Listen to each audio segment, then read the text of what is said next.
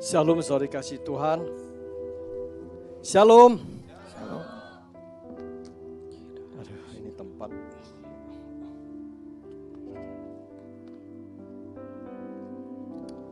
Oke, saudara kasih Tuhan, saya coba menguraikan, membahas tentang akhir zaman. Khususnya kitab Daniel dan kitab Wahyu. Sebuah kita tahu rahasia yang ditutup sejak dulu, tapi akhir zaman ini, di hari terakhir ini Tuhan bukakan buat kita. Saya agak aneh juga. Ibu Elizabeth tahu, siang sampai sore saya gak dapat apa-apa. Mulai sekitar jam 1 sampai jam 2 pagi. Saya siapkan ini berapa malam, subuh. Kemarin jam 2 pagi masih Ibu Elizabeth, loh kamu gak tidur? Ya justru lagi kenceng-kencengnya untuk menguraikan ini. Nah saudari kasih Tuhan, saya sampai bawa Alkitab saya. Ada materi, ada Alkitab. Ya ini tempatnya kurang gede, ya udah gak apa-apa, nanti aja. Oke saudara, saya akan bicara tentang sebuah topik yang sedikit berat. Mohon maaf sebelumnya kalau interpretasi setiap hamba Tuhan itu sendiri-sendiri. Tapi saya percaya kalau kita jadikan satu, itulah pewahyuan dari Tuhan. Parser-parser ini disatukan, maka akan memperlengkapi kita tentang wawasan tentang hari kesudahan di end time. Mana Leni? Nah, di end time. Bapak Ibu sekalian, mungkin waktu sangat singkat, saya akan bagi 2 sesi. Jadi belum selesai, nanti saya akan sambung sore hari. Saudara yang gak bisa datang, bisa ikut di YouTube. Oke? Jadi tentang the end times, tentang akhir kesudahan, tentang akhir zaman. Itu banyak versi. Saudara dikasih Tuhan. Oke, saya lanjutkan lagi. Mengenai pengertian kedatangan Tuhan Yesus. Menurut pandangan Bapak Ibu, saudara-saudari yang saya kasihi, kedatangan Tuhan Yesus kedua kali itu dalam bentuk apa? Kita konotasi Yesus datang itu ya udah kiamat gitu. Belum. Datang Tuhan Yesus kedatangan kedua kali ini adalah rapture. Yesus datang berapa kali di dunia ini nanti? 3 kali. Pertama kali dengan ketiga kali dia lahir kakinya menginjak di bumi. Pertama kali dia lahir. Yang kedua kali dia datang sebagai raja di atas segala raja, memerintah 1000 tahun. Paham ya? Yang kedua kali Yesus tidak menginjak di atas muka bumi. Yesus ada di awan-awan untuk menjemput saudara saya. Saudara harus pahamin ini, harus pahamin. Orang katakan Yesus nanti menginjakkan kaki di ujung bumi, nanti seperti kilat sampai ke Golden Gate. Golden Gate sebenarnya ada 2 versi. Satu versi di Israel yang kita waktu pergi, kita jamaah, datanglah Tuhan segera. Saya ke Israel sudah 13 kali, hampir mungkin 8 kali ke Golden Gate. Pada hakikatnya, Yesus datang kedua kali ada di awan-awan. Belum injakkan kaki di ujung bumi. Itu menjemput saudara saya sebagai mempelainya. Amin, paham ya? Ini harus pahami dulu. Kalau tidak kita dalam hal-hal ini terbawa. Bahwa Yesus datang kedua kali, kakinya injak. Ada di Manokwari. Oleh sebab itu ada hamba Tuhan Susah Dating bikin base camp di situ. Dikatakan disitulah Manokwari, ujung ufuk timur, ujung bumi. Dan di situ ada beberapa suku Dan dan suku Benyamin ada di Manokwari. Bukan kebetulan. Mereka bangun namanya altar Tuhan. Mereka bangun Taman Eden, Getsemani ada di situ. Nah saudara dikasih Tuhan, ini kebenaran yang hakiki itu adalah Yesus datang kedua kali ada di awan-awan. Oke, pelan-pelan ya saya mau sampaikan. Ini Yesus datang kedua kali, saya katakan adalah rapture. Saudara sepakat dengan saya tidak tahu. Tapi ini yang saya terima dari pewahyuan dari Roh Kudus. Tuhan katakan ketika aku datang, aku akan di awan-awan. Lihat gambarnya di atas ya. Jadi Yesus datang itu, nah ini di awan-awan, menjemput ketika nafiri sangkakala berbunyi. Waktu itu saudara saya dan orang kudus itu akan rapture. Oke, paham di sini ya? Para adik-adik paham ya di sini ya? Jadi ingat, Sering kita, wah Yesus akan datang. Nanti injakkan kakinya di ujung bumi. Nanti masih ada tribulation. Kalau saudara mau jemput Tuhan, kakinya menginjak di Manokwari, kata di Indonesia. Saya gak mau tunggu. Saya mau tunggu ini rapture dulu. Karena Anda harus melewati 3,5 plus 3,5 tahun. Nah di situ bicara kisah 5 anak darah bijak. Menunggu menyongsong datangnya mempelai. Oke, sampai sini paham ya. Jadi ini adalah bicara rapture. Bukan datang fisik menjemput. Tapi secara di alam spiritual kita dijemput. Oke, sampai sini konsepnya paham? Sebelum saya lanjut ini berat ini sampai ke Daniel berat ya. Oke, sampai sini jelas ya. Ini ada kaitannya sampai ayat-ayat berikutnya. Harus paham dulu. Ibaratnya ini adalah sekolah dasarnya. Fondasinya kita harus benar. Oke, saya lanjutkan lagi. Nah, ini adalah kita bicara hari kesudahan. Kita tahu yang bisa membuat begini itu adalah nuklir. Kita tahu bom atom Hiroshima, Nagasaki. Jepang menyerah, khususnya di Asia Pasifik Jepang menguasai. Pada hari itu Jepang menyerah. Itu karena bom atom, itu dahsyatnya luar biasa. Ini bicara nuklir. Pertama kali Tuhan itu menghabisi bumi dengan air. Kedua kali Tuhan akan menghabisi bumi dengan api. Saudara, kita dibaptis urutan pertama adalah air. Kedua, kita dibaptis di dalam api.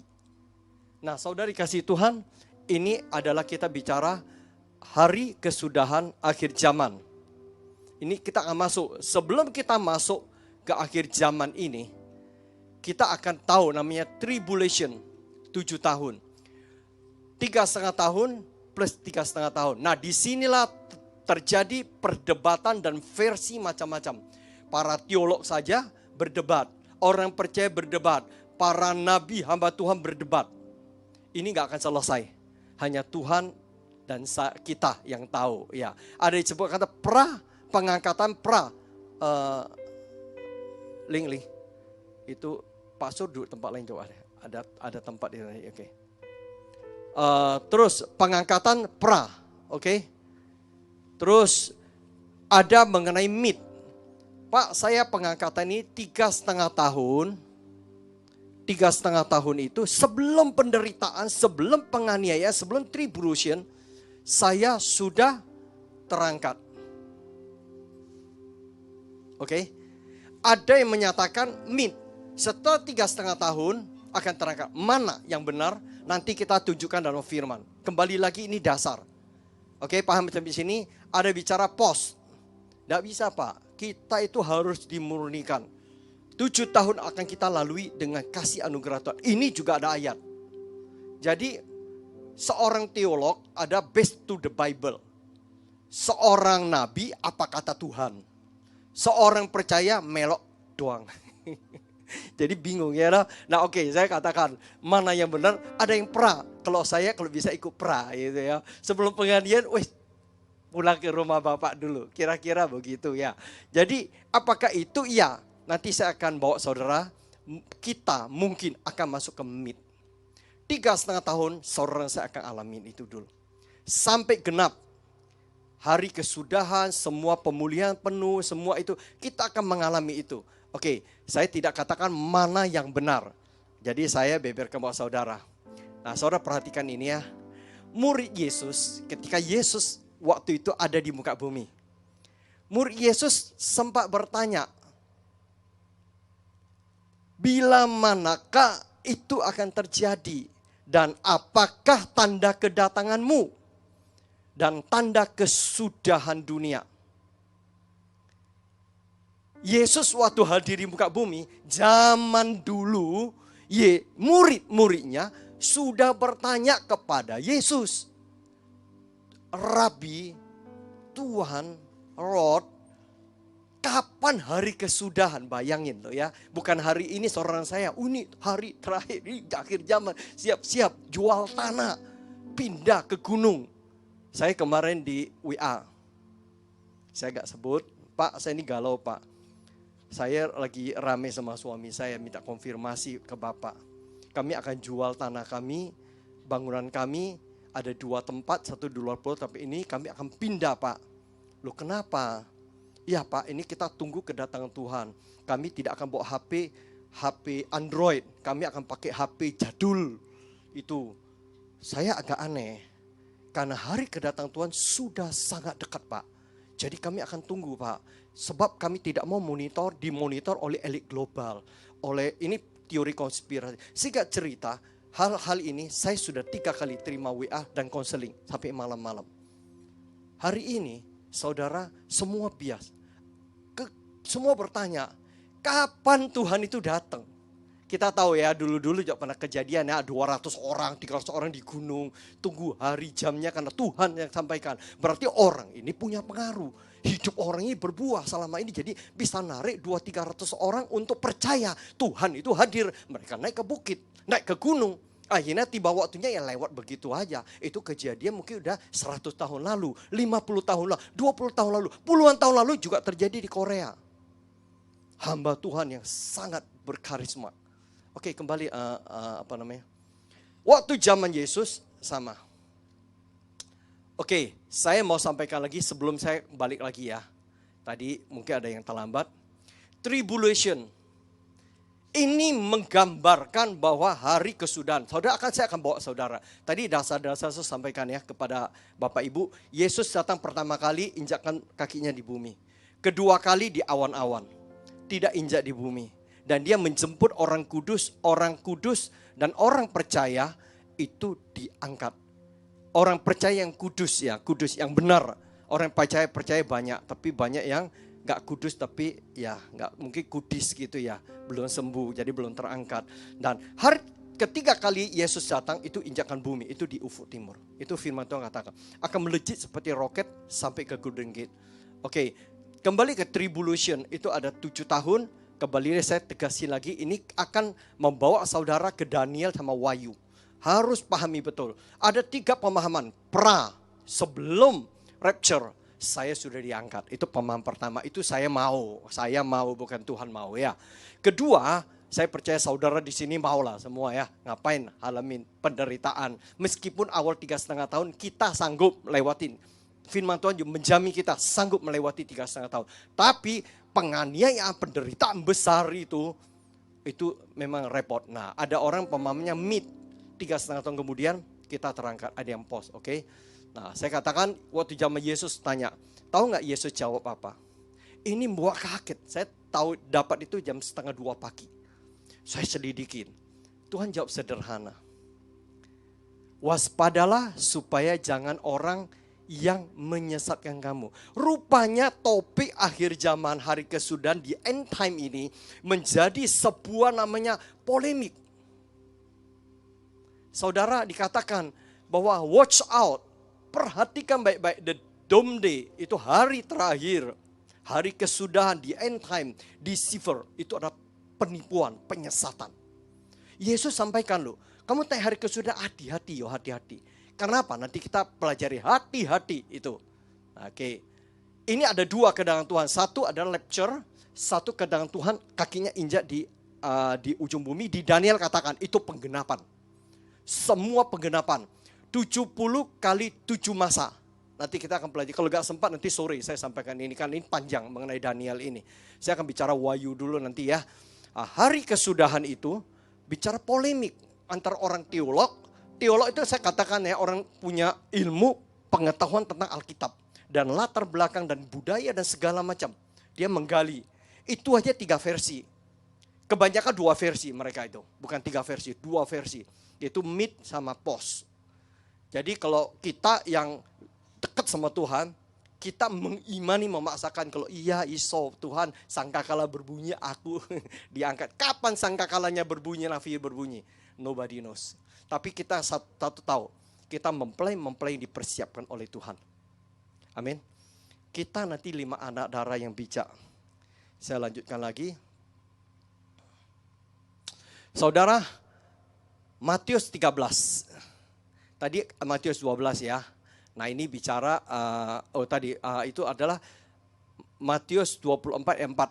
Yesus berkata akhir kesudahan itu mesti hati-hati. Tuhan belum jawab loh ya. Murid tanya, dia langsung jawabnya Be careful. Hati-hati, karena di situ ada satu rana, satu zona, itu ada penyesatan besar akan datang di situ. Karena iblis tahu waktunya sangat singkat, dia akan mengguncangkan apa yang bisa guncangkan. Pada hari-hari ini akan banyak guncangan. Oke, saya lanjutkan lagi di Matius 25 ayat 13. Kenapa Yesus katakan itu? Karena harus kita berjaga-jaga, tidak ada yang tahu hari dan maupun waktu saatnya. Terus bahasa Inggrisnya bagus, dikatakan stay alert. Siap siaga dan berjaga-jagalah. You have no idea when he might arrive. Nah, ini kedatangan keberapa? Kedua atau ketiga? Saudara terjemahkan sendiri. Kedua atau ketiga ini? Kedua. Ada teolog mengatakan ini yang ketiga. Karena orang yang tinggal akan mengalami penyiksaan besar. Dia tidak bisa stay alert.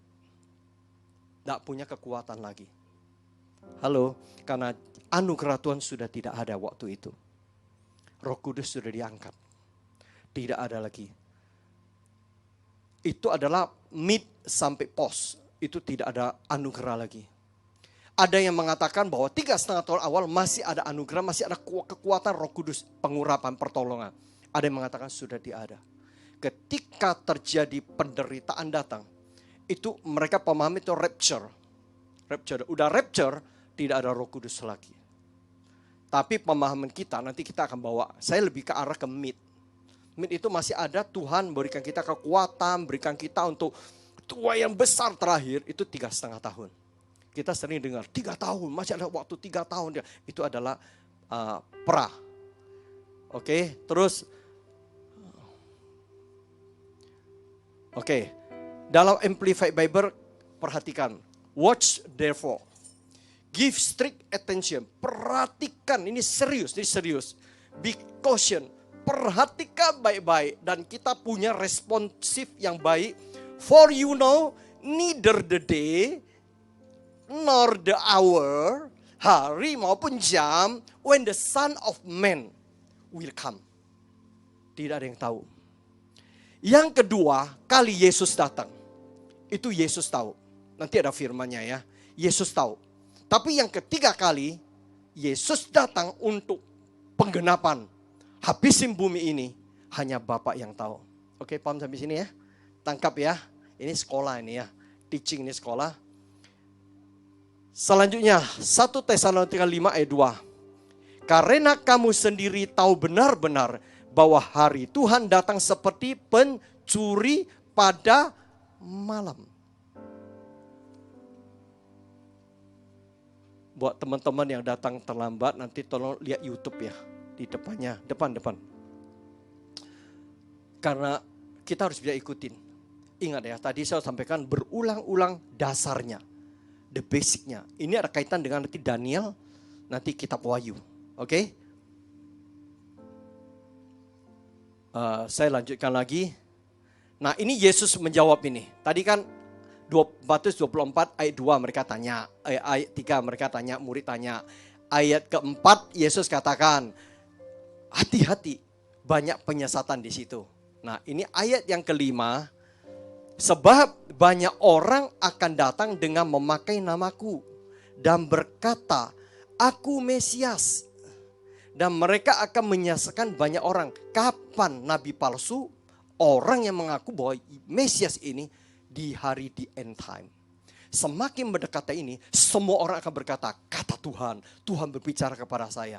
Itu perhatikan baik-baik, akan muncul itu. Ini adalah Tuhan katakan, ayat ke-6.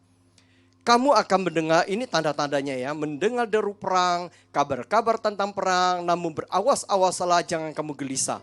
Stay alert, kita harus tetap siaga. Seperti 5 anak darah itu. Sebab semuanya itu harus terjadi, tetapi itu belum kesudahan. Masih belum. Tanda-tanda kita masukin. Apakah hari ini sudah perang besar? Amerika sekutu sudah perang dengan blok di China? Blok China itu dengan Rusia, Syria, Irak, Arab. Itu adalah, kalau kita baca Daniel itu pasti itu adalah rombongan besar dari utara, rombongan besar dari timur, rombongan besar dari selatan akan lawan namanya binatang 10 tanduk 7 kepala. Nanti kita akan masuk ke Wahyu. Kalau nggak sempat, sekali lagi sore saya akan beberkan detail. Saya tidak ingin hanya sekilas jalan, saya ingin detail ngajar kalian punya pemahaman tentang akhir di end time ini. Oke, saya lanjutkan lagi ayat ke-7. Yesus berkata, segala ini tanda-tanda. Muridnya tanya, kapan hari kesudahan dunia ini? Nah, ini salah satu tanda. Sebab bangsa akan bangkit melawan bangsa, kerajaan melawan kerajaan, akan ada kelaparan dan gempa bumi di berbagai tempat. Saya lanjutkan lagi. Akan tetapi semuanya itu barulah permulaan penderitaan menjelang zaman baru. Zaman baru ada sebuah era nanti. Era itu namanya New World Order, New Age Movement, One World Government. Itu zaman baru. Itu Tuhan izinkan terjadi. Semua jadi uniform. Semua judi bukan unity, uniform. Semua akan arah ke sana. Hari ini kita melihat gejala-gejala akan ke sana. Saudara punya KTP NIK? Punya? Halo? Saya kenal seorang dirjen, asisten utamanya. Pak, 2025 rencana semua akan masuk ke NIK.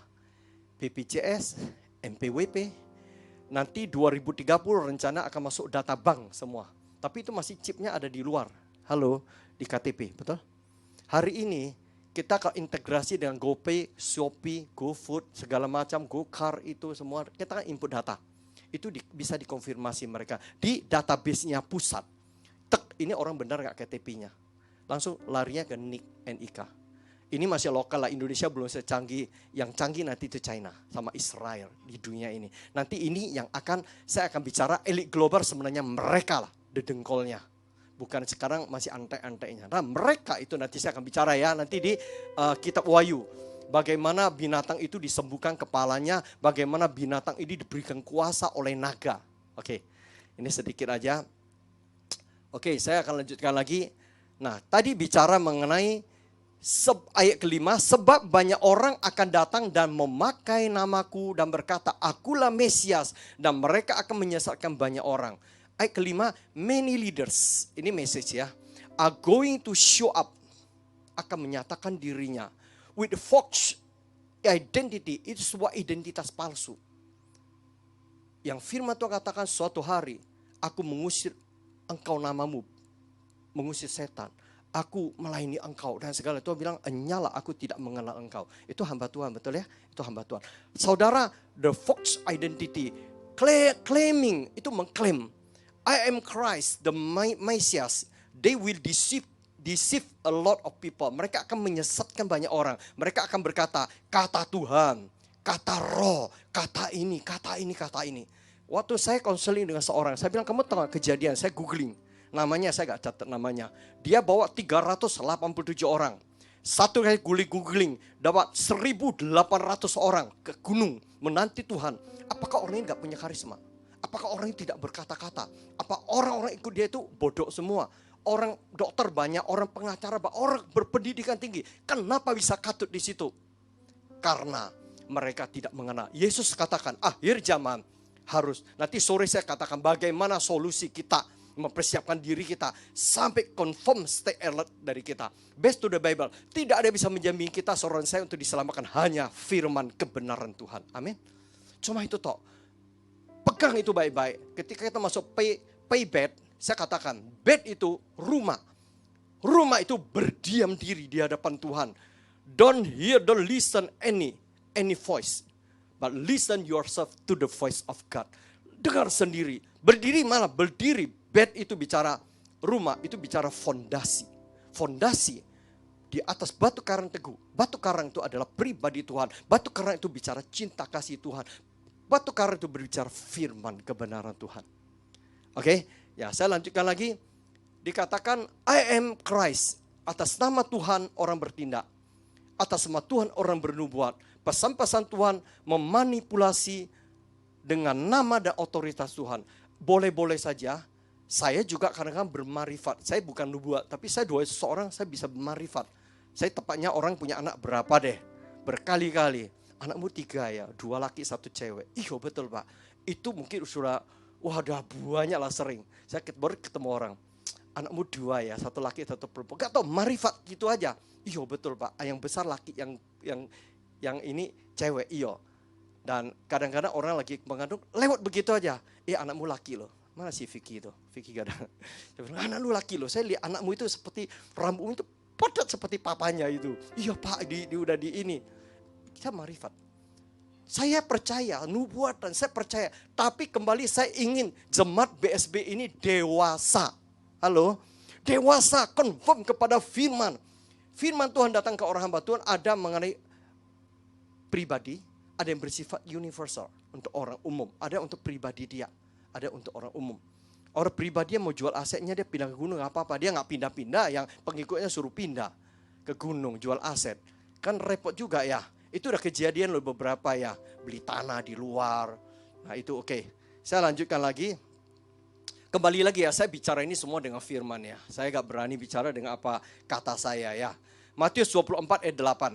Akan tetapi semuanya itu baru. Permulaan penderitaan menjelang zaman baru. Tadi saya katakan ya, kita konotasinya ke depan. Mau gak mau, kita akan lihat dunia ini akan dijadikan uniform. Not unity, uniform. Semua sistem sama. Oke? Nah, saya katakan kita bicara nanti di kitab Wahyu, saya akan bicara mengenai tanda binatang. Bukan tadi binatang, tanda manusia, bilangan manusia. Nah, itu gak bicara, sebenarnya gak bicara chip, gak bicara logam, gak bicara macam-macam. Tapi itu bicara tanda. Tapi tanda itulah akan menguasai yang besar, kecil, tua, muda, dan semua lapisan akan dikuasai. Kita tahu bahwa teknologi akhir zaman akan semakin maju. Dan kita tahu hari ini SSD, komputer saya ini gak sampai 1 kilo. Hanya 8 on, tipis. Tapi prosesornya tinggi. Beli ini 23 juta, itu pun berapa tahun yang lalu. Bisa beli laptop biasa yang 3,5 juta berapa biji. Kenapa? SSD ini sangat kecil, ini 2 tera. Tahu 2 tera ya? USB itu berapa mega ya? Ada 2 giga sekarang ya. Berapa? Kalau 2 tera berapa 2 giganya berapa? Kali berapa? 1000 ya. Gila, ini kecil. Nah, sekarang keluar namanya SSD card di HP yang baru di Huawei. Itu sampai 5 tera. Hanya tipis saya kecil cardnya. Saudara punya 2 tera USB besar kecil ya. SD card itu kecil sekali. Akan datang, itu sangat kecil. Itu bisa sekian puluh giga. Buat kita cukup lah. Saya kira buat ini datamu komplit semua, mungkin cuma berapa megabyte kok. Data KTP-mu, tanggal lahir, akte-mu, semua kopi masuk ada di situ. Semua data bankmu, rekening koran. Ini gak sampai 1 giga kok. 500 megabyte sudah cukup. Itu sampai 5 tera. Itu kecil. Nah, nanti kita akan belajar. Akan taruh di mana? Tuhan udah beritahu kita. Oke, next coba. Oke, 8 ya. Tetapi semua itu hanyalah permulaan dari malapetaka yang akan datang. Perhatikan tadi ya, ada perang, deru perang, ada orang-orang yang mengaku Mesias. Ya, Mesias bicara spirit. The Son of Man, spirit dari Tuhan itu ada di atas muka bumi itu yang mengaku. Ada terang, ada gelap. Ada anak manusia sama anak-anak manusia. Beda ya. Anak manusia itu Yesus. Anak-anak manusia itu adalah pengikut-pengikut Lucifer. Itu disebut di dalam firman ada anak-anak manusia. Ada malaikat dan ada malaikat-malaikat yang bukan dari Tuhan tapi sudah jatuh. Oke, itu sendiri lagi. Nah, saudara, ini dalam terjemahan IYYH. Tadi dari permulaan penderita, ini adalah permulaan dari malapetaka. Nanti kita akan masuk ke tribulation ini ya. Ketiga, semuanya itu baru permulaan saja. Ini dari IBIS. Seperti sakit yang dialami seorang wanita pada waktu mau melahirkan. Nah, saudara, nanti saya akan berupaya pagi ini selesaikan Wahyu pasal 12. Ini kita akan ketemu namanya seorang wanita yang menderita sakit, mengerang sampai akhirnya melahirkan. Dan itulah keturunan yang punya kuasa, yang kuasanya lebih daripada Tuhan Yesus. Yesus katakan itu adalah gereja Tuhan. dan iblis mau hancurkan itu. Dan 3,5 tahun Tuhan meluputkan mereka. Itu tribulation pertama. Yang nanti baca itu 3,5 tahun itu. Oke, saya lanjutkan lagi. Ini penting ya saudara garis bawahi ini ya. Ingat bahwa Yesus sudah sampaikan dalam terjemahan IBIS bahwa setelah kejadian-kejadian ini masih belum, tapi sebentar akan masuk dalam tribulation, seperti sakit yang dialami seorang wanita pada waktu mau melahirkan. Oke, terus ayat ke-9. Lanjut, Yesus jawab kepada muridnya, pada waktu itu kamu akan diserahkan supaya disiksa. Betul ya ini ya tadi ya. Masuk malapetaka, masuk penderitaan. Inilah yang Yesus katakan. Dan kamu akan dibunuh dan akan dibenci semua bangsa oleh karena namaku. Apakah hari ini tanda-tanda saudara sudah dibenci semua bangsa? Keluarga besar kita? Belum ya. Berarti masih belum ya. Masih tenang-tenang. Oke? Masih belum ya. Jadi ini ada saatnya. Saudara tidak bisa diterima oleh keluarga besar, oleh orang-orang kantor, dan ini ada masanya. Oke? Ayat ke-10. Dan banyak orang akan murtad, dan mereka akan saling menyerahkan dan saling membenci. Perhatikan, dan saya katakan tadi 3,5 tahun itu penderitaan awal, dan itu di mid saya pribadi membaca lebih ke arah sana rapture di situ. Orang udah gak kuat. Nah, masuk kedua ini di sini orang akan murtad, gak kuat. Itu penderitaan besar di situ. Pada waktu itu kamu akan diserahkan supaya disiksa. Memasuki tribulasi 3 tahun pertama penderitaan, rapture di mid time atau di pra, tergantung iman saudara. Kita pokoknya siap-siap aja lah. Mau pra, tapi jangan sampai pos ya.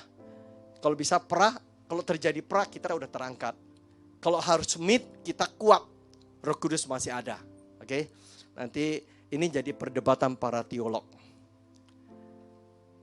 Tanda-tanda akhir zaman menurut Alkitab. Saya akan detail, minimum ada 13 tanda. Saudara cross check aja. Pak, ini akhir zaman, kita harus jual aset, kita harus jual rumah, kita harus ke gunung. Coba tanda-tanda ini dikonfirmasi. Ini firman Tuhan yang saya rangkumkan. Pertama, firman Tuhan katakan, kamu akan dengar bunyi dan kabar tentang peperangan. Udah perang besar? Masih belum. Nanti ada blok barat dengan blok timur, utara, dan selatan. Dan selatan itu akan pecah jadi 2. Sebagian masuk ke blok barat. Nah, sampai terakhir yang menang siapa? Si naga tua, yaitu China bersama Rusia. Naga bersama beruang itu akan bersatu. Nanti kalau bisa sempat saya sempat, kalau enggak saya sore bicara itu ya. Saya kasih gambaran nanti. Itu di kitab Daniel sudah ada. Oke, lanjut kedua. Tanda kedua adalah bangsa kerajaan akan bangkit melawan bangsa atau kerajaan. Ini firman Tuhan 24 ayat 7a. Ketiga, tanda ketiga, bencana kelaparan dan gempa. Saudara, kita di Batra, kita dipersiapkan dari awal untuk kita diberkati untuk suatu hari kita menjadi berkat. Kita katakan bagi bangsa-bangsa, betul ya? Nah, ini adalah kelaparan dan gempa. Itu terjadi saat namanya tribulation 3 tahun pertama. Kita dipersiapkan. Rapture, puji Tuhan. Enggak rapture? Oh, bukan rapture ya. Belum rapture itu masih mid. Mau rapture pra, puji Tuhan. Kalau rapture di mid, kita mengalami dunia digoncang. Sekarang mulai nih digoncang ya. Tapi kita tetap be happy, be joyful. Karena Tuhan itu sukacita. Oke? Nah, yang keempat, tanda keempat itu adalah bertambah kedurhakaan dan kasih manusia akan menjadi tawar. Matius 24 ayat 12. Dan karena makin bertambahnya kedurhakaan, maka kasih kebanyakan orang akan menjadi dingin. Saudara, ini sudah terjadi sebenarnya sekian tahun lalu. Sering ada pemberitaan di televisi maupun di news, khususnya di Hong Kong, di negara maju, di Jepang. Mereka itu di apartemen kecium bau gak enak. Akhirnya dibongkar lah di sebuah rumah. Memang rumahnya tinggal sendiri. Itu sudah busuk, orang udah mati. Tetangga aja gak tahu. Terus sering terjadi hal begitu. Kadang-kadang ada terjadi pembunuhan, perampokan. Sudah tetangga juga tidak tahu. Taunya kecium busuk lewat balkonnya ke sebelah. Lama kok gak tutup, gak ada yang buka. Didobrak baru tahu. Artinya apa? Tetangga pun tidak ada saling sapa menyapa. Di Indonesia puji Tuhan ada RT RW. Amin. Rukun tetangga, rukun warga. Rinti apa? Ya itu RW lain lagi itu ya. Ya saudara, kita masih kenal pembantu paling kepo. Biasa pembantu paling kepo dibanding nyonya. Nyonya, sebelah itu loh. Orang tua masuk rumah sakit loh, kita nggak tahu ya loh. Nah artinya apa?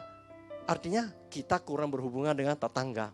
Nyonya, iku sebelah mati katanya. Loh masa mati kok diam-diam? Udah mati dari rumah saya udah bawa ke ini. Pembantu dengan pembantu sangat akur. Panggil Siti, mana Siti? Dipanggil, apalagi ibu panggil di kamar. Biasa ibu panggil di kamar. Sekarang ibu punya tanda pakai lonceng. Kling. Ada itu, jual es krim. Es krim. Ya. Pembantu, ya bunda, masuk ke kamar sudah tahu. Karena kling yang nyaut saya karena pembantu di luar. Gak ada saya bilang. Dina gak ada di luar. Dina di loteng saya bilang yang nyaut saya karena dia kling. Nah, pembantu dengan pembantu kita dan pembantu sebelah, maupun kalau bisa satu kampung, mereka kenal semua. Betul. Harusnya demikian. Suasana di kampung itu memang demikian. Semakin kota, semakin maju, semakin ini. Belum tentu Ibu Minar nih kenal tetangganya. Dengan baik, ya kena say hello mungkin. Kenapa? Enggak pernah. Pada dokter, sebelahnya lagi keok udah mau mati loh. Butuh dokter. Belum tahu, belum tentu ya. Nah itu, bicara kasih manusia itu akan tawar. Antara ayah dan anak, ibu dan anak. Suatu hari lihat. Waktu duduk, anaknya main game, main gadget semua. Mama, papa main gadget semua. No relationship within the family. Tidak ada lagi. Yang jauh jadi dekat, yang dekat jadi jauh. Nah saudara, saya lanjutkan lagi. Yang selanjutnya. Akan datang Nabi Tuhan. Spirit Elia akan dicurahkan. Nah, Maleakhi 4 ayat 5, sesungguhnya aku akan mengutus Nabi Elia kepadamu menjelang datangnya hari Tuhan yang besar dan dahsyat itu. Ini bicara apakah 3,5 tahun awal atau 3,5 tahun yang terakhir. Karena 3,5 tahun terakhir itu akan butuh sebuah kekuatan. Kita nobody knows. Tapi ini adalah sebuah tanda hari kesudahan. Oke, saya lanjutkan lagi. Yang ke-6. Injil sampai ke seluruh bumi. Ini adalah amanat agung. Matius 24 ayat 14. Dan Injil kerajaan ini akan diberitakan di seluruh dunia menjadi kesaksian bagi semua bangsa. Sesudah itu barulah tiba kesudahannya. Hari ini masih ada suku-suku. Sekarang suku Baduy itu baru dimasuk dalam waktu 5 tahun terakhir atau 10 tahun terakhir ini. Itu aja belum berhasil benar. Suku Baduy. Saya dengar sudah diceritakan. Indonesia masih banyak suku-suku terpencil. Di Papua saja masih banyak suku-suku yang di pedalaman. Masih banyak mereka suku-suku yang belum mendengar Injil. Nah saudara, ini di Indonesia, belum lagi di luar. Nah, yang ketujuh. Hati bapak-bapak berbalik kepada anak-anak dan sebaliknya. Itu di Maleakhi pasal 4 ayat 6. Maka Tuhan akan membuat hati bapak-bapak berbalik kepada anak-anaknya dan hati anak-anak kepada bapak-bapaknya supaya jangan aku datang memukul bumi sehingga musnah. Ini adalah sebuah tanda. Ini khotbah bagus ini di Pak Daniel Alexander. Bicara ini tentang hati bapak. Itu bicara compassion heart. Itu bicara hati bapak di surga. Ada di kamu dan saya. Kita lihat orang, kita timbul belas kasih. Dan orang itu berbalik kepada Tuhan karena lewat hati Bapa yang ada di dalam diri kita. Ayo saya lanjutkan lagi karena materi ada 30 halaman. Ini baru halaman ke-6. Ke-7 ya. Tampil pengejek dan hidup penuh hawa nafsu. Kedagingan manusia itu. Sodom dan Gomora ya gitu ya. 2 Petrus 3 ayat 3. Yang terutama harus kamu ketahui ialah bahwa pada hari-hari zaman akhir akan tampil pengejek-pengejek dengan ejekan-ejekannya, yaitu orang-orang yang hidup menurut hawa nafsunya. Saudara ngeri loh. kalau kita lihat, kadang-kadang kita menghardik namanya gereja itu. Saya lihat sebuah grup, ngeri. Gereja dihajar habis-habisan, hamba Tuhan dihajar habis-habisan. Itu adalah pengejek ini ya. Oke, lanjut. Yang ke-9, tanda-tanda hari kesudahan. Tanda matahari, bulan, dan bintang-bintang yang akan mengakibatkan deru dan gelora laut. Itu saya bicara ini adalah tsunami. Tsunami. Oke, saya lihat gambarnya ya. Sebelah kanan bawah. Ya, ini ya. Lihat, rumah cuma begini. Mungkin rumah ini sudah ada 10 meter. Ini bisa 30 sampai 50 meter. Habis sudah, selesai. Tahu tsunami di Aceh? Hitung hanya detik. Dia datang, rumah masih pendek gini. Dia datang di ombak. Datang sekian kilometer, langsung disapu. Bersih itu. Fondasi gedung yang cakar ayam sekali bisa tercabut. Kekuatan ini dahsyat.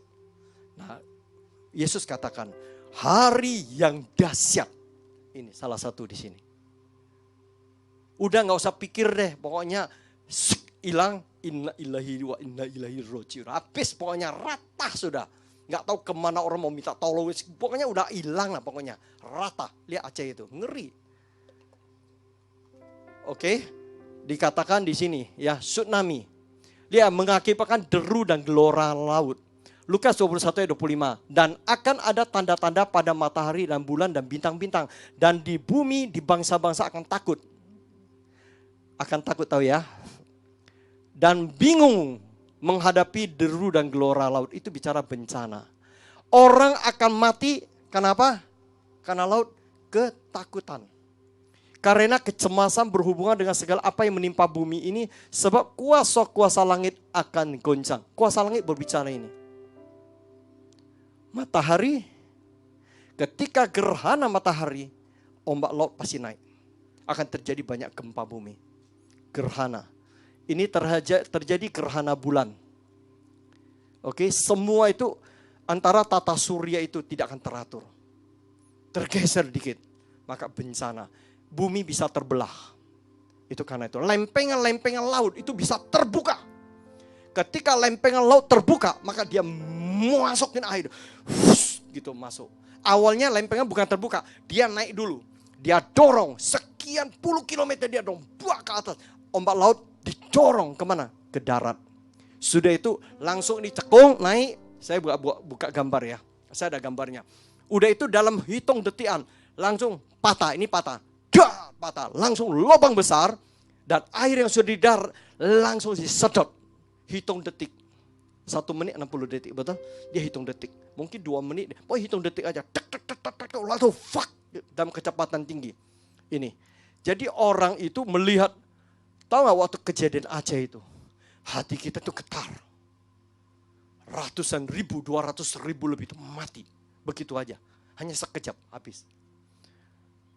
Oke, ini saya nggak bicara yang mengenai penyakit ya, ini karena ini bicara langit ini. Oke, saya lanjutkan lagi. Saudara dengan baik-baik ya, tangkap baik-baik karena ini saya siapkan tidak mudah.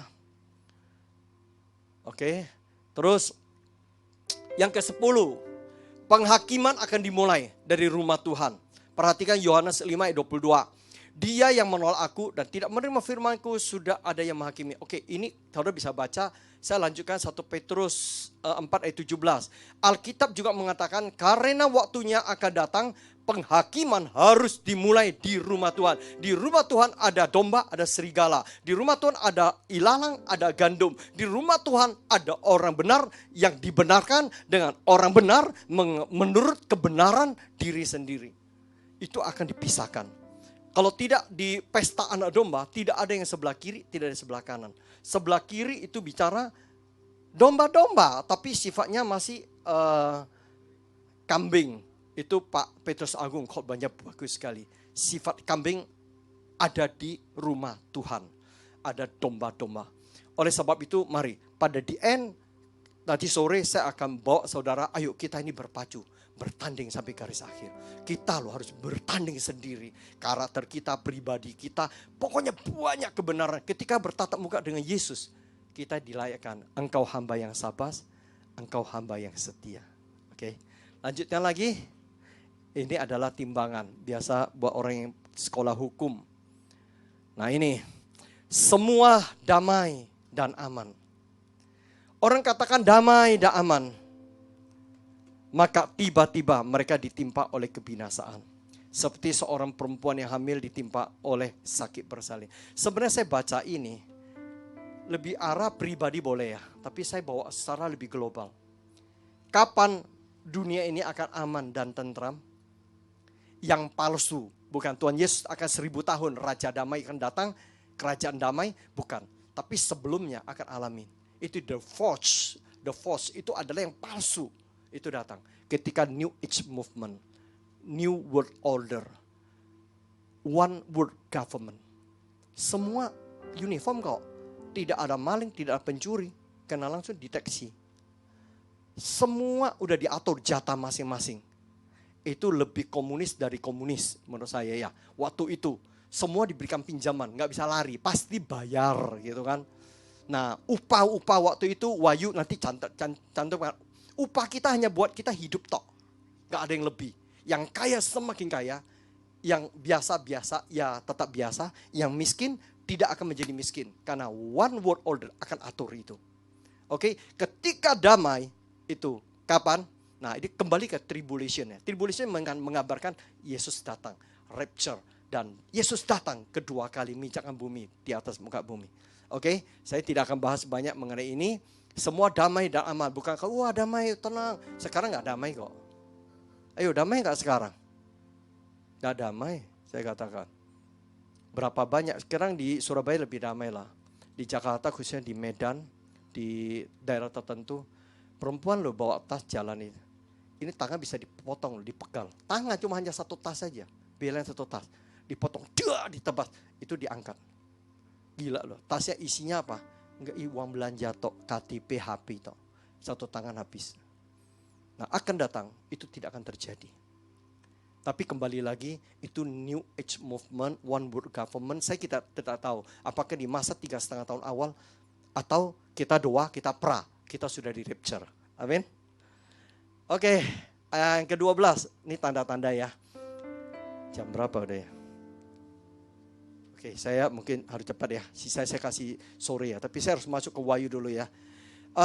Yang 12, tanda 12, saudara lihat. Waktu pemulihan segala sesuatu harus genap. Kisah para Rasul 3 ayat 21. Kristus itu harus tinggal di surga sampai waktu pemulihan segala sesuatu seperti yang difirmankan Allah dengan perantaraan nabi-nabinya yang kudus zaman dahulu. Yaitu ada takarannya, ada perhitungannya, ada tatanan Tuhan mengenai karya penebusan, karya keselamatan. Tidak mungkin Yesus di atas kayu salib sia-sia. Tapi ada bilangannya. Manusia harus dengar Injil. Manusia harus diselamatkan dalam sebuah takaran dan jumlah orangnya.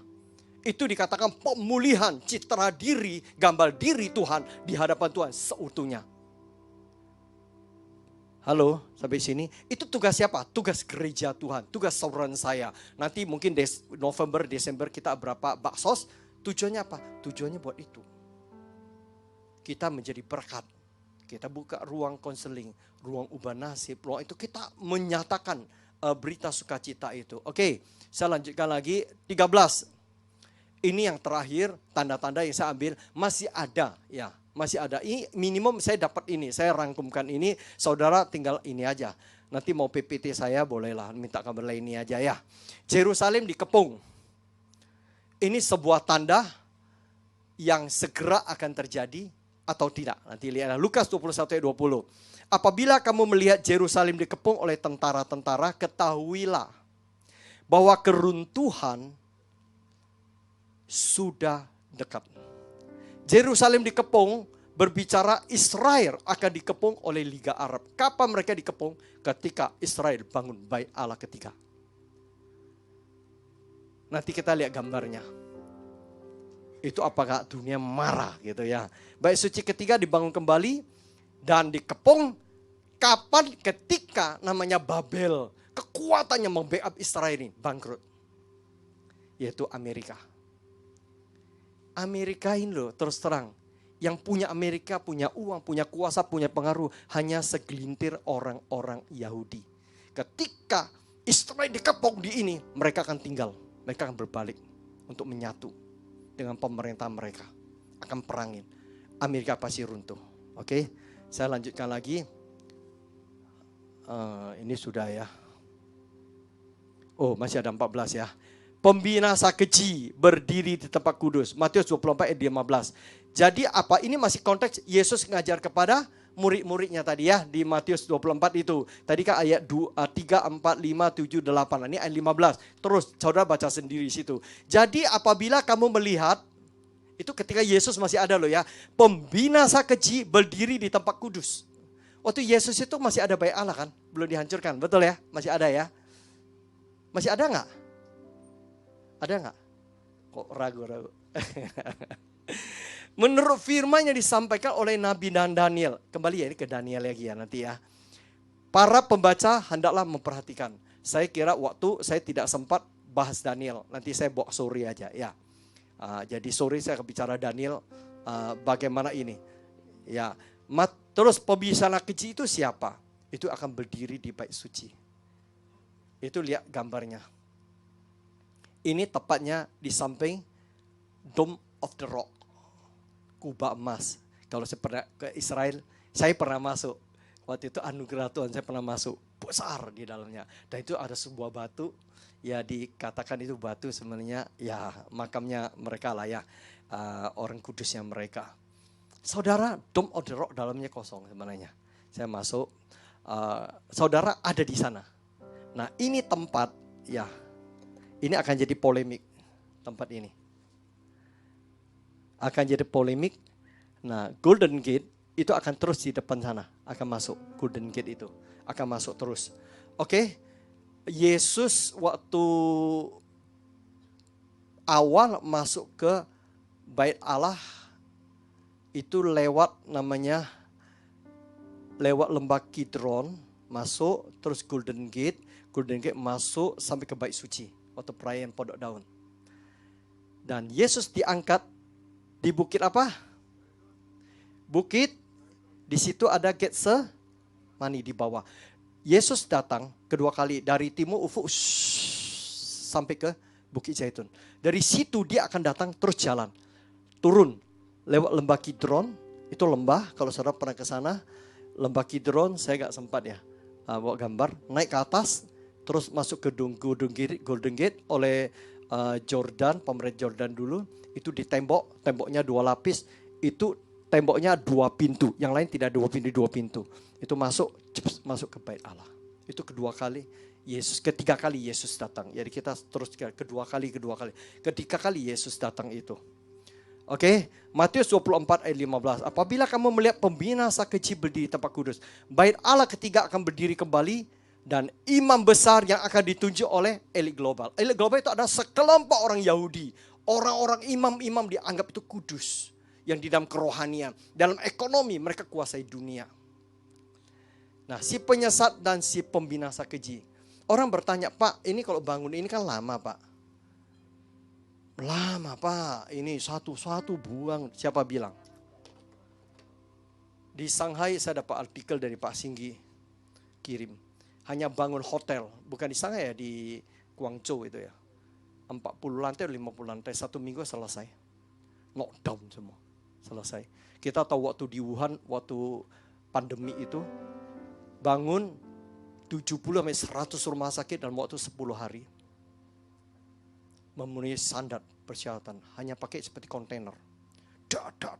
Bangun semua irigasi, langsung pasang 10 hari. 70-100 rumah sakit. Kita ke Khair Muhammad lihat ada rumah sakit Mayapada. Pandemi sudah berlalu itu masih belum bisa selesai. Bertahun-tahun. Jangan kaget suatu hari bait Allah tiba-tiba kamu bangun pagi. Lu udah ada ya bangunan nih. Tinggal finishing, selesai. Ini tandanya.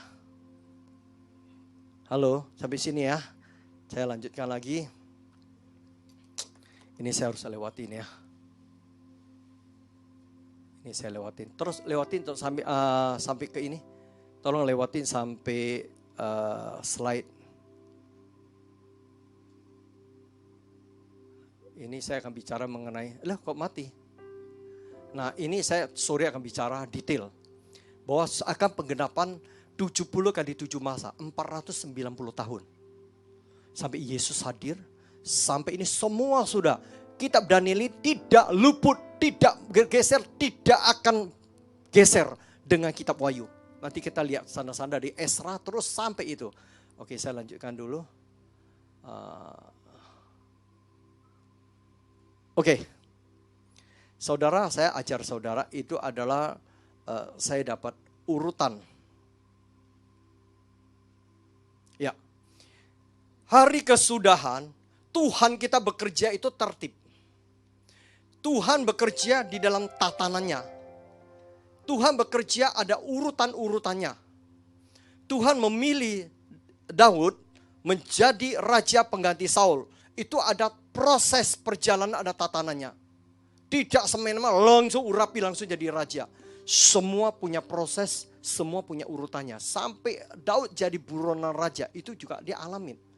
Oke, nah ini tentang akhir zaman. Siapa saya bertanya sudah baca Wahyu 12? Angkat tangan. Oke, 1, 2, 3, 4. Tidak banyak ya. Gak banyak. Dito udah baca Dito ya. Puji Tuhan Dito. Tuhan sayang sama kamu ya. Saya udah diblokir saudara. Baca lebih mudah kamu paham. Karena saya akan hanya garis besar aja. Detailnya Anda harus baca sendiri. Saya kan broadcast betul ya. Baca pasal 12 sampai 14. Kitab Daniel 9 ayat 20 sampai ayat 28 kalau tidak 25. Baca itu. Oke. Ini adalah perempuan dikatakan. Di bawahnya ada bulan, di kepalanya ada mahkota dengan ada 10 bintang. Saudara, ini bicara tentang apa? Anak laki-laki yang dia lahirkan. Itu bicara gereja Tuhan. Bicara orang kudus. Itu akan diberikan kuasa untuk memerintah. Kapan? Hari ini. Dalam nama Yesus. Itu ada kuasa, betul? Iblisnya gentar. Kalau engkau adalah orang kudus loh. Kalau gak kudus, iblis bilang, siapa kamu gak kenal aku? Kuasa mana dalam nama Yesus? Nama Yesus aja di Filipina paling banyak orang namanya Yesus kok. Ya kan? Di Filipina banyak orang anak namanya Yesus, ya kan? Dalam nama Yesus siapa? Ya. Nah, oke. Ini adalah gereja Tuhan, orang kudus. Ini tentang bicara Yesus ya. Kristus yang lahir dan ini kita turunannya, spiritnya semua kita diimpartasikan kuasa rohnya. Naga merah padam. Itu tadi di ayat 125, saudara sudah baca. Naga merah padam yang besar, si ular tua. Baca nanti di ayat 34. Kepalanya 7, punya mahkota dan bertanduk 10. Dia punya kuasa dari awalnya, dari dirinya. Dia akan menyeret sepertiga bintang di langit dan melemparkannya ke atas bumi. Orang bilang, oh ini absintus. Enggak, itu materi yang dibuka. Itu adalah malaikat. Beda dengan ini, tidak ada korelasi. Tapi ini akan menyeret sepertiga bintang-bintang di langit. Siapa bintang-bintang di langit? Adalah orang-orang kudus, orang-orang percaya. Ada disesatkan dengan penyesatannya, dia akan menyeret sepertiga, melemparkan ke atas buka bumi. Sebenarnya kita ini, hidupku bukan aku lagi, tapi Tuhan hidup dengan kita. Kita bukan milik dunia, tapi kita milik kerajaan Allah. Itu milik surga sebenarnya, tapi kita downgrade, jadi menjadi ambil itu. Oke, yang ketiga, akan itu ayat 34 ya. Ini satu pasal, terjadi peperangan besar, malaikat Mikael dengan naga besar. Naga merah padam besar. Ya, ini ada ya, naga merah, ada merahnya ya. Di Indonesia banyak naganya hijau. Kalau saudara ke Banyuwangi banyak lihat naga hijau ya. Nah, padam, merah padam itu merah betul-betul ya. Besar, bukan kecil. Naga kalah dan diusir dari surga dan dilempar ke bumi. Nah, ini peperang besar antara Mikael. Kapan kejadian? Belum. Nah, Terus ini akibatnya, aduh kok hilang. Nah akibatnya ini, naga marah memerangi keturunan perempuan dan orang-orang perjanjian. Ini ada kaitan dengan tribulation. Oke, paham tadi ya? Kita baca 3,5 tahun. Apa di mana ini? Pemahaman saya adalah myth. Itu akan jatuh. Nah, itu perangi keturunan. Itu perang besar. Karena itu naga tua ini, ya kita katakan di sini Allah ada penguasa laut, itu gak ada apa-apanya dibandingkan ini. Ini ada di surga. Firman Tuhan dia jelas. Dia dikalahkan besar di ayat 789 dan dia kalah. Naga itu kalah dan dia luka berat. Dia dilemparkan, diusir dari mana? Surga. Ini firman Tuhan loh ya, surga. Dan dilemparkan ke bumi. Oke, lanjut ya. Nah, ini agak seru ini ya, pasal 13. Ayat 1 dikatakan, ini udah naga, dia kalah, dilempar ke bumi. Oke, paham? Tangkap di sini dulu ya. Dan di dalam laut keluar sebuah binatang, badannya macan tutul. Kepalanya bertanduk 10 punya 10 mahkota. Itu mencuri kemuliaan Allah, copy paste. Kita tahu ada tua-tua melemparkan mahkota di hadapan raja dia segala raja. Dia juga punya mahkota. Artinya binatang ini punya pengaruh, punya kemuliaan. Tapi kemuliaannya di atas muka bumi. Dia serupa macan tutul dan kakinya seperti kaki beruang. Kaki beruang punya kekuatan. Ya nanti bicara beruang lagi ya. Kekuatan beruang ini, sakarannya itu pohon, dia berapa kali pohon itu bisa rubuh. Tajam dan kekuatan ditarik sama daging-dagingnya, semua itu bisa dahannya itu ya, itu bisa patah. Dan saudara, mulutnya seperti mulut singa. Singa itu bicara binatang buas, bukan singa Yehuda ya. Oke, yang kedua, naga tua memberikan dia kekuatan dan tahta kekuasaan yang besar. Perhatikan baik-baik. Seluruh dunia heran mengikuti binatang ini sebab luka parah di kepalanya disembuhkan si naga. Kalau saudara baca, nanti tahu bahwa dia salah satu kepalanya, dia kan berkepala 7. Nah kepalanya ini luka, sangat membahayakan hidupnya. Dan si naga ini memberikan dia kesembuhan. Dan mereka juga menyembah naga ini. Siapakah binatang ini yang bertanduk 10? Kita akan belajar. Naga tua itu bicara kebangkitan kekuatan China. Orang Chinese, saya ini totok sebenarnya. Saya ngerti. 我是龙的传人. Apa artinya ya? Kristen ngerti itu. Saya adalah generasi keturunan naga. Para kaisar ini, dinasti itu adalah titisan dari naga emas dan naga merah dari surga. Dari sekian ribu, itu keyakinan orang China bahwa mereka itu, kaisar itu adalah titisan dari namanya Longzi, anak naga yaitu. Dan ketika lahir seorang kaisar, itu keyakinan. Itu mereka malam hari, mereka orang tua-tua duduk lihat. Ada dari langit itu turun. Seperti bola merah. Bola emas. Dilapisin api. Masuk ke istana. Dan permaisuri ini melahirkan. Wah, keluar itu bayi. Dalam sekian banyak bayi. Nah bayi yang itu adalah raja. Itu keyakinan. Itu tradisi. Itu budaya yang dulu.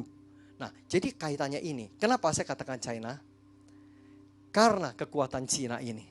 Dia akan, dan sekarang saudara bisa lihat dia kuasai teknologi. Dia kuasai ekonomi. Kita 4G, 5G aja belum bisa. Dia udah masuk 6G. Dia sekarang sudah bisa telepon, bayangin saya telepon dengan Gibi. Saya kelihatan Gibi loh. Wujudnya Gibi kelihatan.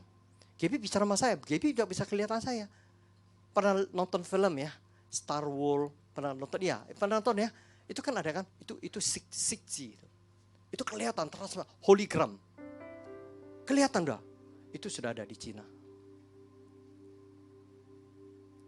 Dia ada Cina yang masuk hotel kan nggak pakai orang kan, nggak pakai tenaga kan. Nggak ada, robot semua. Itu teknologi. Hari ini mau perang, tunggu dulu. Amerika sama seluruh dunia berani. Sama Cina nggak berani. Kapal perangnya kalah, teknologi kalah, persenjataan canggih kalah, satelit juga kalah sekarang. Oppo dan punya duit triliunan US dollar. Dia punya. Dia sekali beli perusahaan-perusahaan Amerika yang mau bankrupt, dia beli. Gitu aja dia beli. Uang tunai. Tahu nggak orang Cina itu datang ke Malaysia, beli ruko, bawa uang dolar 1 koper. Harga berapa? 270.000 ringgit. Nggak, saya beli aja 200.000 ringgit. Ini uang tunai dolar semua. Langsung dijual. Bukan 1 ruko. Sekali beli 10 ruko. Gempar itu, properti langsung naik. Saya waktu itu masih di situ. Saya menyaksikan. Singapura berapa banyak mereka yang beli borong semua. Hari ini punya uang di dunia ini. China. Mereka sudah ikat perut sekian lama. Ketika booming, penduduknya 2 miliar lebih. Anda hari ini buka kerupuk, pabrik kerupuk yang biasa.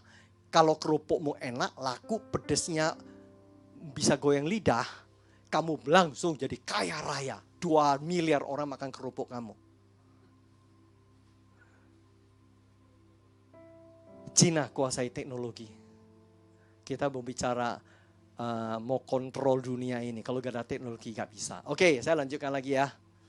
Mudah-mudahan selesai ya. Luka parah di kepalanya salah satu tanduk ini. Ini tanduk leher ini. Tahu nggak 10 tanduk itu siapa? Saudara bisa tebak siapa? Negara mana? Eropa. 11 tanduk, satu udah keluar, Inggris keluar. Betul kan? Tinggal 10. Mereka akan terseok-seok dalam ekonomi. No money, no talk. Mereka ekonomi hancur. Siapa yang nolong mereka? Naga tua ini akan menolong, menyembuhkan, membangkitkan. Nah, menurut saya waktu itu, inilah pintu masuk China menguasai elit global. Saya puluhan tahun lalu, saya dari dulu cerita Pak Singgi. Pak, lihat satu one day, China akan menguasai dunia. Dan dia itu akan menjadi, dia tidak akan show power. Mungkin show power itu ya orang-orang Yahudinya yang di elit global ini. Tapi di belakang dia punya power. Dia yang menggerakkan. Ibaratnya jadi pembina atau penasehat. Oke, sampai di sini. Paham? Ya, saya lanjutkan lagi ya. Ini tadi sampai ayat berapa itu ya? Masih awalnya ayat berapa itu? Saya lihat dulu ayat berapa.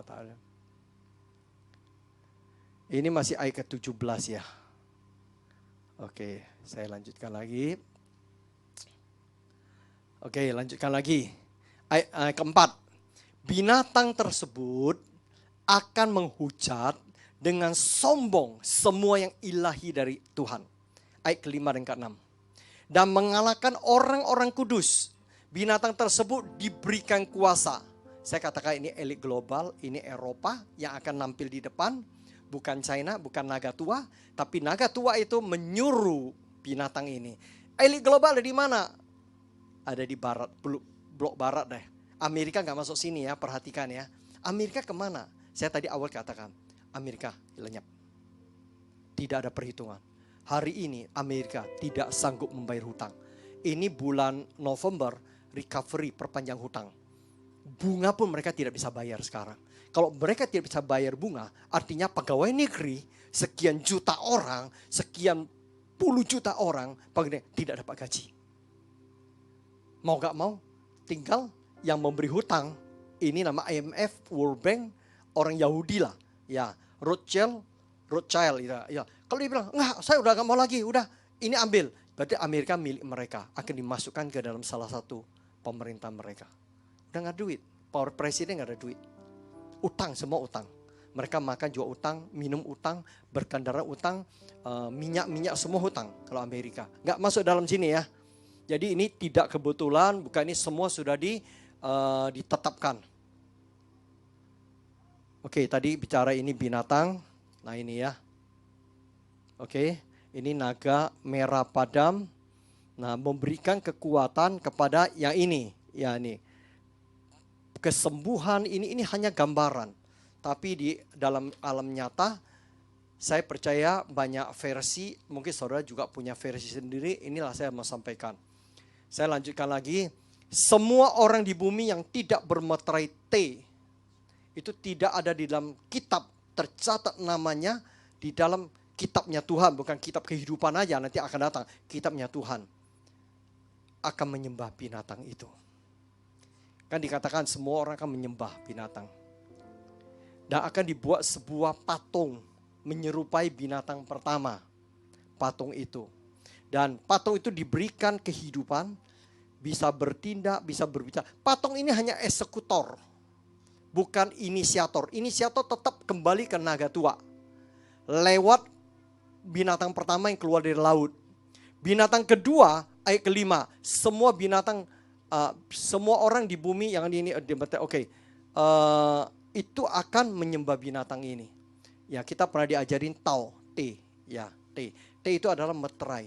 Nanti kita ada perjamuan. Perjamuan itu ketika kita makan, kita ada di dalam Tuhan, Tuhan di dalam kita, sungguh-sungguh. Itu ada termeterai kita di hadapan Tuhan. Kita milik Tuhan, kita biji mata Tuhan. Oke, ada sebuah masa yang penting. Ketabahan dan iman-iman orang kudus dikatakan 10b. God's holy people passionately and faithfully stand their ground. Apa itu passionately? Itu sebuah gairah, cinta. Orang punya gairah terhadap Tuhan. Itu ada kehidupan. It is a true life di sana. Faithfully itu bicara kesetiaan, ketaatan. Melekatkan diri pada Tuhan. Oke, saya lanjut pasal 13 ayat 11 sampai 8. Binatang kedua keluar dari bumi. Bertanduk dua seperti anak domba. Berbicaranya seperti naga. Kenapa bicara seperti naga? Kenapa seperti anak domba? Nanti kita bicara di bawah itu. Ini hati-hati, ini ada di gereja. Nanti kita belajar, kita lihat ayatnya nanti ya.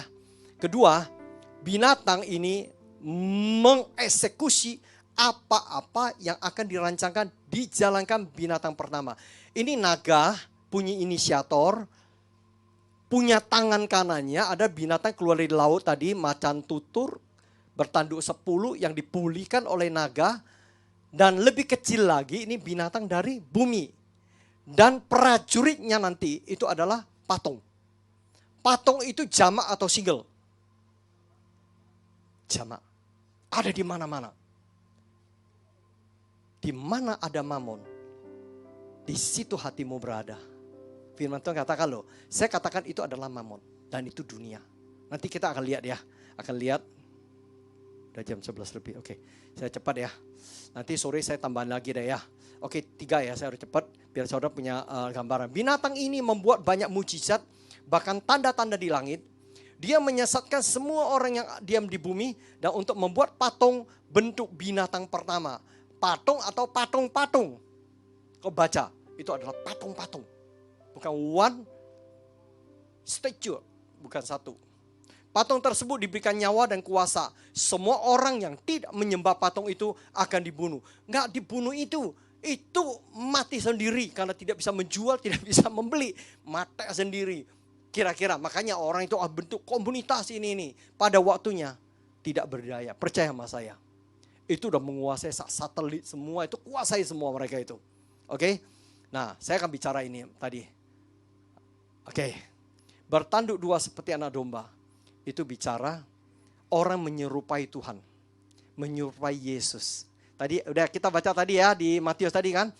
Orang di sana Mesias sana, Mesias ini. Orang akan berbicara kata Tuhan, kata Tuhan, kata Tuhan, kata Tuhan. Aku lihat Yesus. Yesus katakan begini. Yesus katakan kamu harus jual. Ini betul loh dari Yesus loh. Bahwa aku doa buat kamu. Yesus datang kata kamu jual hartamu. Sekarang kamu harus pindah bercocok tanam. Itu ya ada, tapi apa kesudahan? Menurut saya masih belum ada apa-apanya. Satu hari kita akan menyaksikan kalau kita rapture-nya di mid, ya di mid tahu ya tadi saya katakan ya, akan terjadi ini. Oke, ini seru ini, ya. Ia menyebabkan binatang ini menyebabkan patung itu siapa? Sebenarnya itu adalah pembinasa keji. Nanti kita baca ya. Semua orang kecil atau besar, kaya atau miskin, merdeka atau hamba, diberi tanda pada tangan kanannya, catat garis bawah ya, tangan kanannya atau pada dahinya. Coba bahasa Inggrisnya ini. It forced all people. Force itu artinya apa? Memaksa. Ada hamba Tuhan ngajar, nanti toh kamu sukarela, mau terima boleh, mau tidak terima boleh. Kita ada free will. Tunggu dulu, firman Tuhan jelas. It will force you. Dia akan memaksa engkau. Nggak bisa pilih. Itu kapan? Mid atau pra atau post. Kalau post nggak mungkin, pasti mid, minimum mid. Kalau saya berdoa, kalau bisa pra, kita pulang ke surga dulu. Ya loh, nggak dipaksa-paksa lagi. Amin Angel ya. Ya ketawa-ketawa dia. Oke, dia akan paksa. Hamba Tuhan loh, saya dengar dari dulu. Kita berikan free will, kita bisa pilih. Kalau kamu pilih, kamu minum cawan itu, maka itu cawan berkah Allah, kamu minum ini. Dia akan force. Tuhan itu sayang, nanti ada firmannya lagi ya. Maksa bukan ini, ayat ke-6, perhatikan. Tidak bisa menjual ataupun membeli kecuali mereka yang mempunyai tanda tersebut. Yang penting di sini adalah hikmat. Itu bicara roh Tuhan. Bicara pergaulan saudara dengan Tuhan pribadi. Oke, menghitung bilangan binatang itu karena bilangan itu adalah bilangan seorang binatang, seorang manusia. Ayo kita kemanapun juga terjemahan. This man. Ini adalah manusia. Itu saya katakan antikris. Bilangan manusia adalah 666. Nanti kamu gabungkan namanya orang ini satu hari. Kan ada angkanya. Angkanya tidak mungkin meleset adalah 666. Loh ini firman loh, saya katakan firman loh ya. Saya gak bicara ke chip namanya 66, saya gak bicara masalah hal-hal lain 666, saya gak bicara gambaran gedung itu 666, saya bicara ini manusia. Bilangan, kan orang Yahudi, orang Israel kan ada hurufnya ya. Setiap nama kan ada hurufnya, setiap objek ada hurufnya. Nanti gabungin 666. Kapan pekeji ini? Bait Allah berdiri dan dia jadi imam besar. Sebenarnya hanya boneka. Di belakangnya ada ular tua tadi, ya kan? Kedua ada binatang dari laut yang disembuhkan lukanya 10 tanduk. Saya katakan itu Eropa, harusnya 11 Eropa tapi kan tinggal 10. Inggris sudah keluar 10, ekonomi mereka dipulihkan oleh si naga tua yang punya teknologi, yang punya ekonomi, yang punya uang triliunan. Itu US dollar cadangan devisanya. Ketiga binatang dari bumi, itu eksekutornya. Terus statues itu patung. Itu bicara gambaran. Apa itu? Bicara mengenai spirit of mammon. Oke. Cukup sampai sini dulu ya. Oke, saya dengan cepat aja Wahyu pasal 14 saya selesaikan Wahyu ini ya. Anak domba itu bicara Kristus Yesus. Itulah kedatangan Tuhan. Berdiri di Bukit Sion bersama 144.000 orang yang di dahinya tertulis nama Bapa dan Kristus Yesus. Itulah hari kemenangan. Halo, hari kemenangan. Sebab kenapa? Orang-orang kudus, aduh mati HP aninya. Oke, jadi sebentar ya, laptop ininya baterainya entek nyahok. Oke, entek nyahok udah baterainya habis. Oke, jadi orang-orang kudus memenuhi Bukit Sion dengan pujian dan penyembahan. Saudara, pengertian Bukit Sion di mana? Menurut saudara, Bukit Sion di mana? Hah? Cara-cara bola. Itu bukan bukit, ini Bukit Sion. Bukan di Temanggung juga ya. Jadi Bukit Sion itu bicara tentang tahtanya Tuhan. Jadi orang-orang kudus, saya percaya kita sudah rapture. Amin. Kita sudah rapture. Karena di sana oleh darah anak domba. Di pasal ini, oleh kesaksian kita, iblis dikalahkan, umatnya dimenangkan. Kira-kira gitu ya, saudara saya dimenangkan. Kita ada di sana.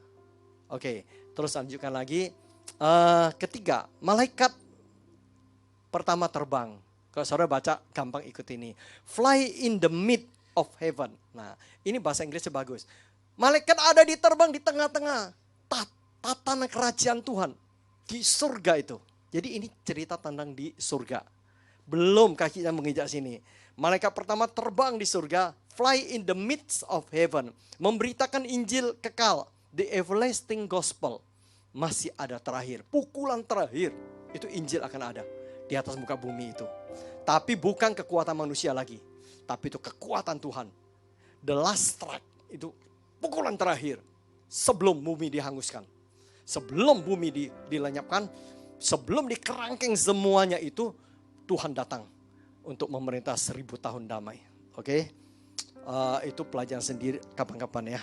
Malaikat kedua berseru. Sudah rubuh Babel. Sudah rubuh Babel. Itu penggerapan di kitab Ibrani. Nanti sore saya sampaikan. Sudah rubuh Babel itu. Malaikat ketiga mengatakan, bagi orang yang mengenakan tanda binatang pada tangan dan dahinya, maka ia akan minum dari anggur murka Allah dan akan dibinasakan dalam api dan dalam siksaan selama-lamanya. Oke, kita bicara tangan kanan sama dahi. Di Swedia sudah jalanin, dimasukin chip, itu chipnya terlalu besar. Saya dapat dari seorang teman dari China. Dia sampaikan dalam bahasa Mandarin, satu hari itu akan keluar seperti biji beras. Itu ada di China. Biji beras tak kecil ya. Itu taruh di medis ini ada dokter nih. Di tempat mana dia tidak jalan. Kalau dalam darah dia jalan. Kita punya ginjal, bisa cuci saring ya loh. Apapun ginjal kita itu filter. Disaring terus. Kalau itu lari kemana-mana. Ini taruh, ini tangan kanan. Paling bagus itu adalah jari, ibu jari sama jari telunjuk di tengah. Ini hanya ada kulit. Atau dahi, ini tempurung ke kelapa, kepala. Kepala, ini ada kulit. Di sini tidak akan lari, giopo akan lari. Ceprek masuk, hanya sebesar biji. Itu di dalamnya mungkin ada sekian tera. Semua apa ini ada di dalam.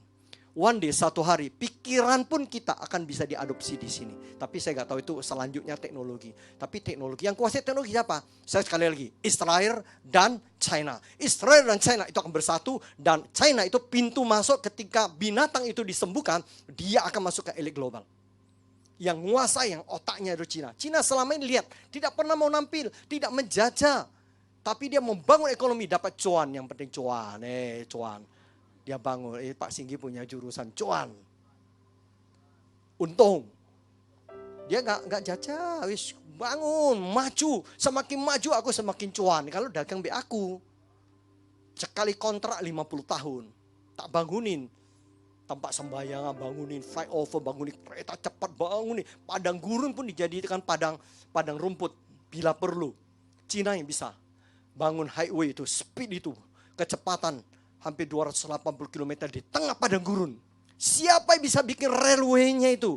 Nggak mampu. Benar nggak? Hanya China mampu. Lihat China bisa bikin jembatan 50 km di atas laut.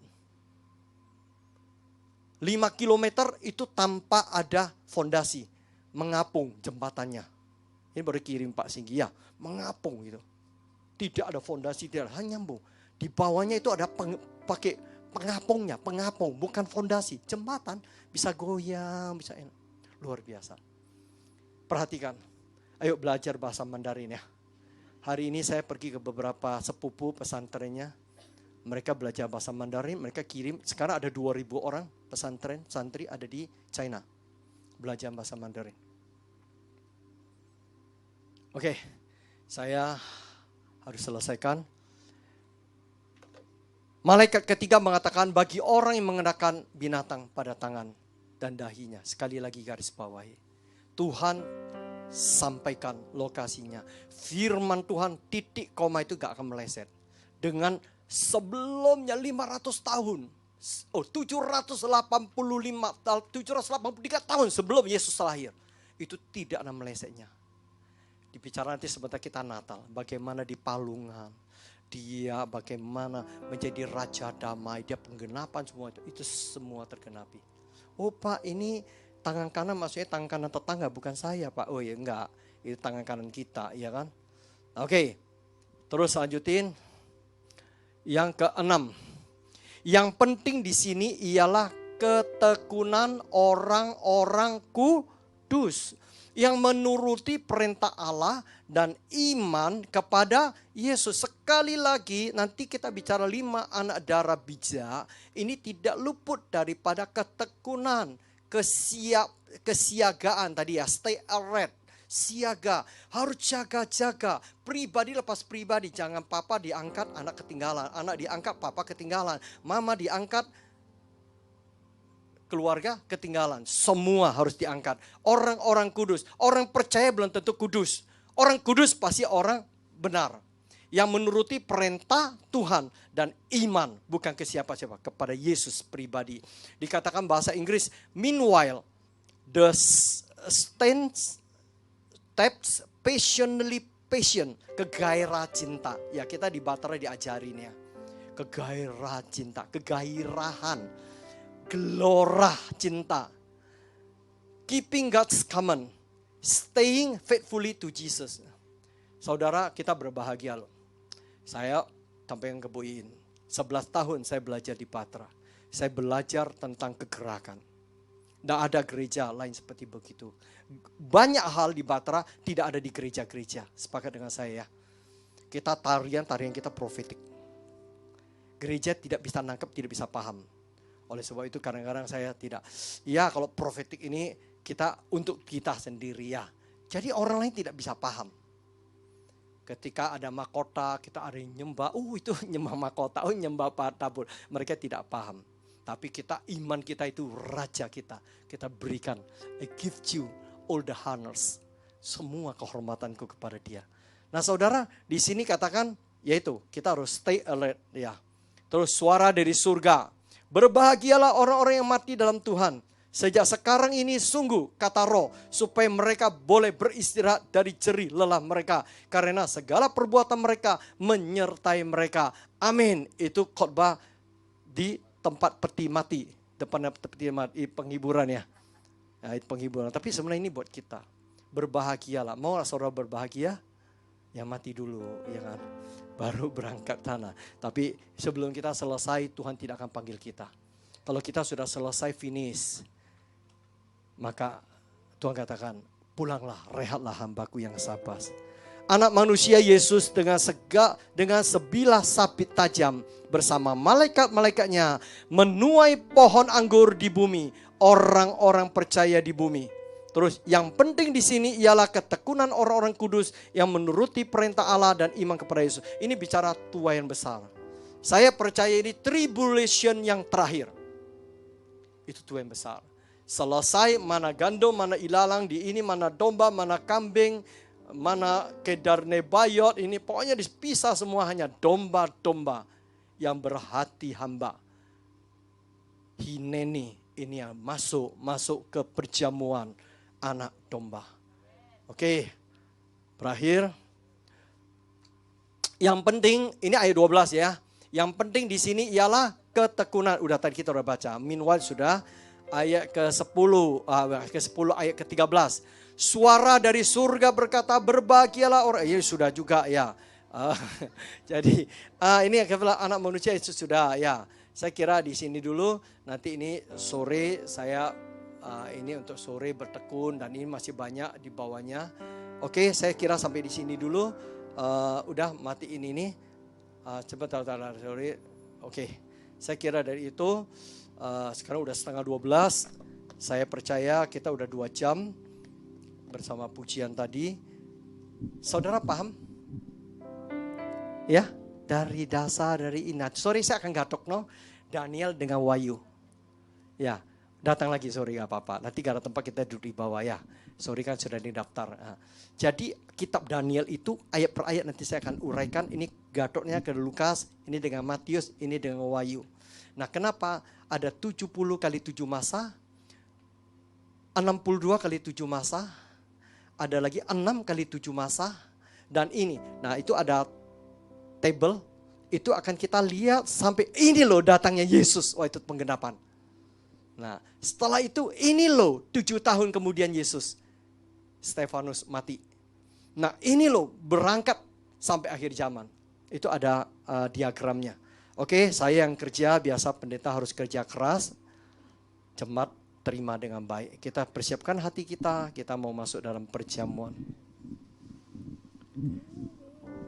Darahnya. Terima kasih Bapa. Kami boleh mengetahui, memahami apa yang Bapa ingin sampaikan kepada kami. Sehingga kami tidak, Tuhan, terhanyut dengan semua pengajaran yang simpang siur. Tapi kami mau kembali kepada firman. Bahwa Engkaulah pribadi, Tuhan yang hidup, Gembala kami Tuhan. Darahnya sucikanku, karya penebusannya dalam hidupku. Karya penebusannya itu sempurna, saudara. Darahnya mengikanku sebagai korban tebusan. Sucikanku,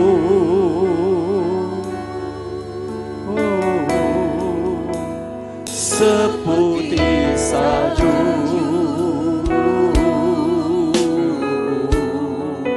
Yesusku Tuhan, Tuhanku, Engkau Tuhan yang sempurna.